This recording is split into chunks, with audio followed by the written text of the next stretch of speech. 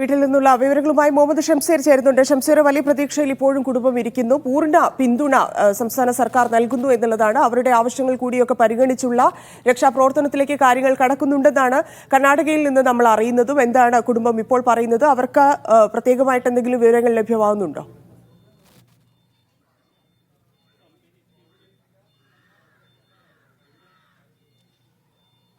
ധന്യ, തെരച്ചിൽ 5-ാം ദിവസത്തിലേക്ക് കടക്കുമ്പോഴും അർജുൻ ജീവനോട് കൂടി തന്നെ തിരിച്ചു വരും, സുരക്ഷിതനായി തന്നെ തിരിച്ചു വരുമെന്ന പ്രതീക്ഷയിലാണ് അർജുന്റെ കുടുംബം ഉള്ളത്. കർണാടകയിലെ വീട്ടിൽ നിൽക്കുമ്പോഴും ആ പ്രതീക്ഷ ഇപ്പോഴും കുടുംബം കൈവെടിയുന്നില്ല. കാരണം അങ്ങനെ ഏതെങ്കിലും തരത്തിലുള്ള പഴുതുകളുണ്ടെങ്കിൽ, രക്ഷപ്പെടാനുള്ള മാർഗങ്ങളുണ്ടെങ്കിൽ, ഏത് പ്രതിസന്ധി ഘട്ടങ്ങളെയും തരണം ചെയ്യാനുള്ള ധൈര്യശാലിയായ വ്യക്തിയാണ് അർജുൻ എന്ന ആ ഒരു കോൺഫിഡൻസ് കൂടി ഇവർ പങ്കുവെക്കുകയാണ്. എങ്കിൽ കൂടി തിരച്ചിൽ 5-ാം ദിവസത്തിലേക്ക് എത്തുമ്പോൾ ഇതിന്റെ ഒരു ദുഷ്കരമായ സാഹചര്യം കൂടി കുടുംബം മനസ്സിലാക്കുന്നുണ്ട് എന്ന് നമുക്ക് അവരുടെ പ്രതികരണങ്ങളിൽ നിന്ന് ബോധ്യപ്പെടുകയാണ്.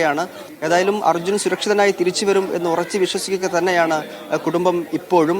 അല്പസമയം മുമ്പ് മന്ത്രി AK ശശീന്ദ്രൻ അർജുന്റെ കർണാടകയിലെ വീട്ടിലെത്തുകയും ബന്ധുക്കളുമായി സംസാരിക്കുകയും ചെയ്തിരുന്നു. അരമണിക്കൂറോളം മന്ത്രി ബന്ധുക്കളുമായി സംസാരിച്ചു. ഇവരുടെ പരാതികളും ആശങ്കകളും ഒക്കെ മന്ത്രി കേട്ടു. അതിൽ പ്രധാനപ്പെട്ടത് തെരച്ചിൽ ഊർജിതമാക്കണം എന്ന ആവശ്യം വീണ്ടും ആവർത്തിക്കുകയാണ് അർജുന്റെ കുടുംബം. ഇന്നലെ ഉച്ചയ്ക്ക് ശേഷം കാര്യക്ഷമമായ രീതിയിൽ തെരച്ചിൽ നടക്കുന്നുണ്ട് എങ്കിൽ കൂടി കുറെ കൂടെ കാര്യക്ഷമവും വേഗതയിലുള്ള തെരച്ചിൽ അവിടെ ആവശ്യമുണ്ട് എന്നുള്ള കാര്യമാണ് പ്രധാനമായും മന്ത്രിയോട് കുടുംബം ആവശ്യപ്പെട്ടത്. അർജുൻ നിൽക്കുന്ന മേഖലയിലേക്ക് ഇപ്പോഴും തെരച്ചിൽ എത്തിയിട്ടില്ല എന്നുള്ള അതിലെ ആശങ്ക കൂടി കുടുംബം പങ്കുവെക്കുകയുണ്ടായി.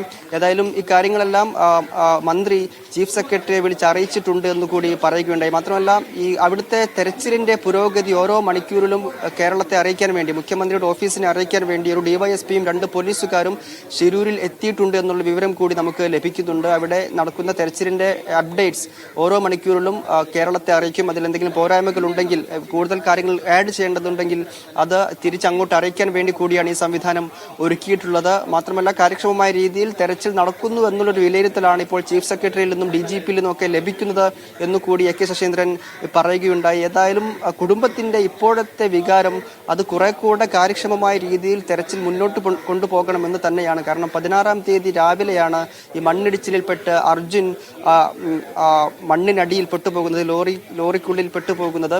എന്നാൽ അതിനുശേഷം ഫോൺ 2 തവണ റിംഗ് ചെയ്തിരുന്നു എന്നുള്ളത് ആശ്വാസം പകരുന്ന കാര്യമായി കുടുംബം കാണുക കൂടിയാണ്. മാത്രമല്ല കഴിഞ്ഞ ദിവസം മിനിയാന്ന് രാത്രി വരെ ഈ ലോറിയുടെ ഭാരത് ബെൻസ് ലോറിയുടെ എഞ്ചിൻ ഓൺ ആയിരുന്നു എന്നുള്ള കാര്യം കൂടി പറയുമ്പോൾ ഇതൊക്കെ പ്രതീക്ഷ നൽകുന്ന കാര്യങ്ങളായി കുടുംബം പറയുന്നു. അതേസമയം തന്നെ ഏറ്റവും വേഗതയിലുള്ള അത്തരത്തിൽ എന്തെങ്കിലും ഭാരത് ബെൻസുമായി ബന്ധപ്പെട്ടിട്ടോ ഇല്ലെങ്കിൽ ഈ മൊബൈലിൽ വിളിക്കുമ്പോഴോ എന്തെങ്കിലും ഒരു പോസിറ്റീവ് സിഗ്നൽ ലഭിക്കുന്നുണ്ടോ? അതിനുള്ള ശ്രമങ്ങൾ നടത്തിയിരുന്നോ കുടുംബം?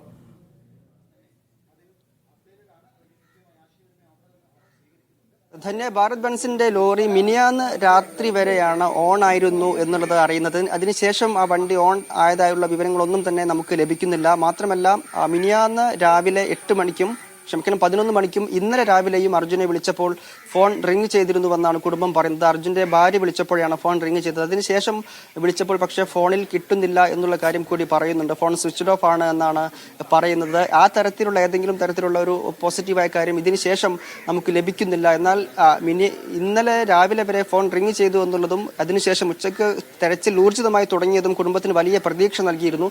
അതിനിടയിലാണ് വീണ്ടും പ്രതീക്ഷിച്ച വേഗതയിലേക്ക് ഈ തെരച്ചിൽ പോയിട്ടില്ല എന്ന ആശങ്ക വീണ്ടും കുടുംബം ഇന്നും ഉന്നയിക്കുന്നത്. അർജുൻ അകപ്പെട്ട മേഖലയിലേക്ക് തെരച്ചിൽ എത്തിയിട്ടില്ല എന്നുള്ളതാണ് കുടുംബത്തിന്റെ ആശങ്ക കൂട്ടാൻ കാരണം. NDRF സംഘവും SDRF സംഘവും ഫയർഫോഴ്സും ഉൾപ്പെടെയുള്ള വിഭാഗങ്ങൾ അവിടെ തെരച്ചിൽ ഊർജിതമാക്കുമ്പോഴും അർജുൻ അകപ്പെട്ടിരിക്കുന്ന മേഖലയിലേക്ക് GPS സംവിധാനം വഴി എവിടെയാണ് അർജുന്റെ ലോറി ഉള്ളത് എന്ന് കൃത്യമായി തന്നെ ലൊക്കേറ്റ് ചെയ്തതാണ്. എന്നാൽ അങ്ങോട്ട് തെരച്ചിൽ എത്തിയില്ല എന്നുള്ളതാണ് കുടുംബത്തിന്റെ ആശങ്ക കൂട്ടുന്നത്. ദിവസം 5 ആകുകയാണ്. ഈ സാഹചര്യത്തിൽ എത്രയും പെട്ടെന്ന് അർജുൻ അടുത്തേക്ക് രക്ഷാപ്രവർത്തനം എത്തണം എന്ന ആവശ്യം വീണ്ടും ആവർത്തിക്കുകയാണ് അർജുന്റെ കുടുംബം.